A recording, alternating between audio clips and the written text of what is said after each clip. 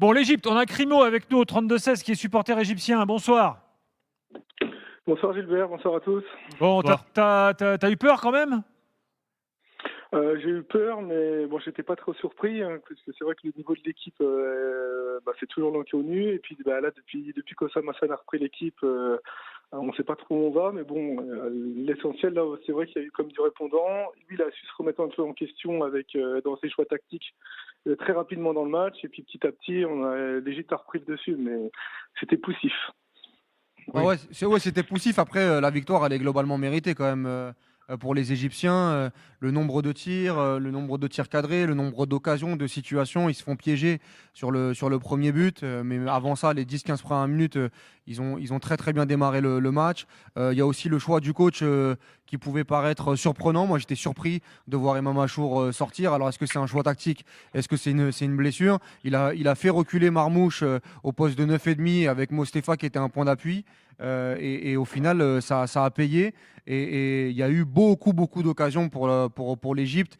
Même si on n'a pas vu un grand Salah, il donne la victoire à la fin. Donc, on va dire que c'est ce qui compte. Il y a quand même des motifs d'espoir pour l'Égypte. Déjà, c'est une victoire qui est très très importante. Il y a une réaction, se faire être mené au score de cette manière et réagir mentalement, c'est aussi des bonnes vertus dans ce type de compétition. Maintenant, c'est vrai que défensivement, et même le gardien, ils m'ont un peu inquiété. Je sais qu'il y a beaucoup de débats autour d'El Shenaoui au pays ou sur les réseaux sociaux. Et on va dire qu'il n'a pas dissipé les doutes parce que après le 1-0, il y a notamment une main qui peut faire penalty et c'est sur un ballon relâché de la part d'El Shenaoui qui aurait pu donner le 2-0 au Zimbabwe. Et là, ça aurait été un match très très différent.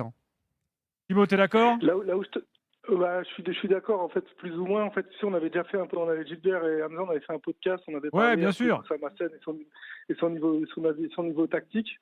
Moi, j'en avais très peur. Oui, tu l'avais un peu taillé d'ailleurs. Oui, je l'avais un peu taillé. Non, je l'avais défendu. C'était une autre personne qui l'avait taillé. Ah, c'était Nour qui l'avait taillé. Oui, c'était lui. Donc, moi, c'est une légende en Égypte. C'est 3 cannes de gagné, c'est une qualification en Coupe du Monde, c'est vraiment un monstre. Il est rompu à l'Afrique, il connaît par cœur l'Afrique. Et c'est vrai que je me disais, c'était mon seul motif d'espoir. Je me disais, bon, tout ce qu'il a fait en préparation, hormis les matchs de Coupe du Monde qui étaient quand même, on avait une poule très facile. Dès qu'on faisait des matchs de préparation, on se prenait des tollés un peu par tout le monde. Donc j'avais vraiment très peur.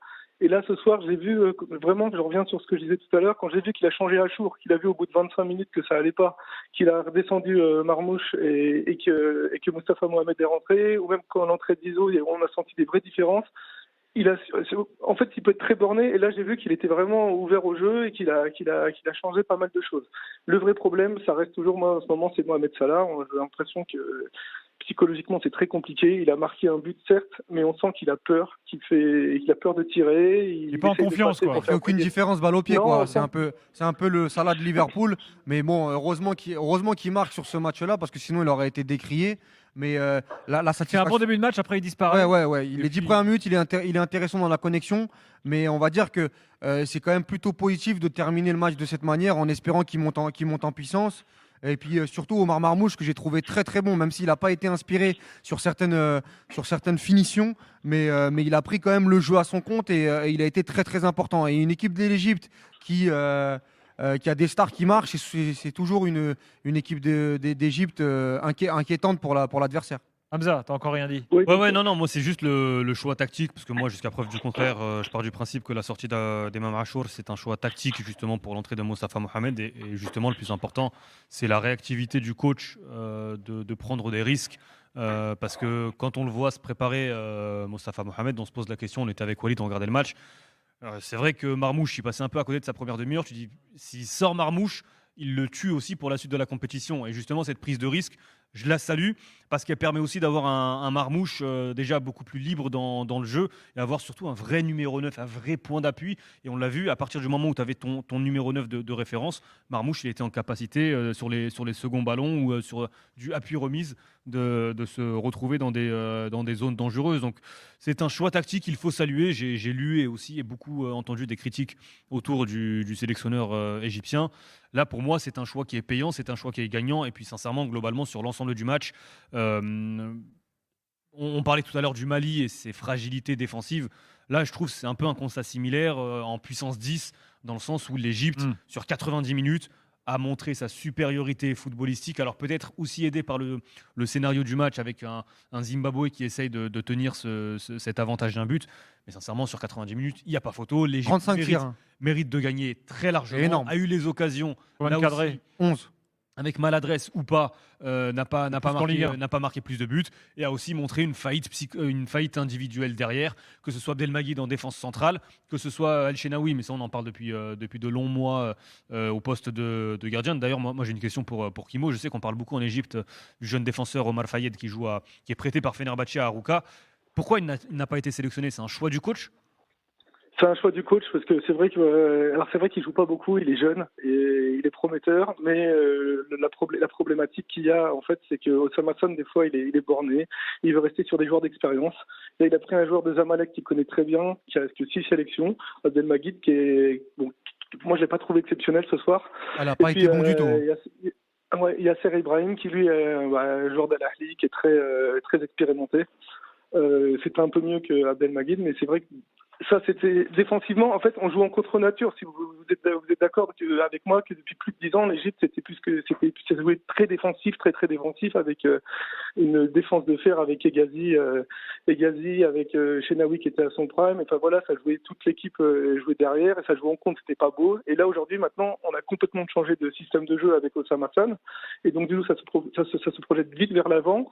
Et cependant, il y a des trous défensifs. Et en plus, on met des défenseurs qui sont pas au top. Et c'est vrai que ça, c'est quelque chose qui me dérange un peu. Et quand on voit Shenaoui qui est titulaire, alors qu'on a Chaubert, le fils de la légende Ahmed Chaubert, qui était un gardien égyptien, si vous vous en souvenez, qui va signer d'ailleurs à Girona, normalement, si tout se passe bien, en Espagne en janvier, là, qui est très très bon, qui est vraiment très très bon sur sa ligne, qui est jeune, il le fait pas jouer. Donc il veut vraiment, je pense que Osama Hassan, il veut vraiment s'appuyer sur une équipe très expérimentée, très âgé, mais voilà quoi, ça aussi c'est faiblesse. Et chez Naoui, c'est vrai qu'il y a fait blessure sur blessure ces dernières années, c'est contre mauvaise performance sur mauvaise performance, et du coup mais faut valoriser quand même l'ensemble, parce que je trouve qu'il y a eu des séquences de jeu de très grande qualité. Il y a encore de la qualité technique à toutes les lignes. Même Fati au milieu de terrain, moi je trouve ça intéressant. En première mi-temps, il trouve 2-3 passes géniales pour Mohamed Salah. Il y a un truc à faire pour cette équipe de l'Égypte. Maintenant, c'est vrai que si tu n'as pas de gardien capable de gagner des séances de tir au but quand c'est au couteau, ou même sur des temps faibles, parce que c'est pas normal que le Zimbabwe ce soir, avec si peu, se procure autant de situations.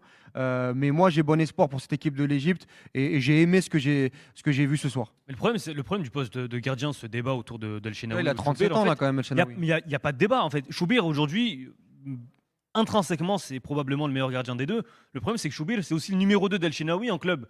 Tu veux faire quoi? Tu vas titulariser en sélection le gardien numéro 2 du numéro 2 de ta... C'est pas possible. Si l'autre, il est rouillé, il a 37 ans, il est cuit. Mais Hamza a raison. Tu fais quoi? Oui, enfin, le problème, c'est faut qu'il soit numéro 1 quelque part. Et donc, là, s'il va à Gérone, c'est pour être numéro 2, je pense, parce que Livakovic, il veut pas jouer parce que. C'est ça la force d'un coach aussi, c'est qu'on a vu tout à l'heure, on en parlait avec Clément, c'est un coach qui a de la poigne et qui n'hésite pas à faire des choix. On l'a vu à la 30e. S'il estime que El Shenaoui il peut te crever ta compétition, je suis désolé, numéro 2 ou pas numéro 2. En fait, le problème, c'est que donc lui, il est mort en club et il est mort en sélection parce que El Shenaoui est devant alors qu'il est meilleur. Il faudra attendre la fin de la CAN, la Coupe du Monde pour voir un changement de club et se dire finalement il était meilleur. C'est aussi ça un coach, c'est de sentir cette opportunité, et moi ce soir il doit. Quoi si Choubert tu le titularises, il te coûte un match? Ouais, mais le débat il est encore plus. Mais là El Shenaoui, il aurait pu te coûter un match. Il aurait dû te coûter un match, Hamza, tu vois. Mais moi je suis d'accord avec toi sur le.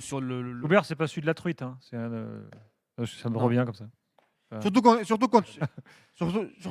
tu vois El Shenaoui, le niveau qu'il avait avant quand il était à son prime, même Gabaski sur la dernière CAN quand ils ont fait finale contre le Sénégal, enfin pas la dernière, l'avant-dernière, même El Hadari, l'Égypte a toujours eu besoin de très grands gardiens, en tout cas de très bons gardiens sur le continent africain, et là ce soir il m'a pas du tout rassuré.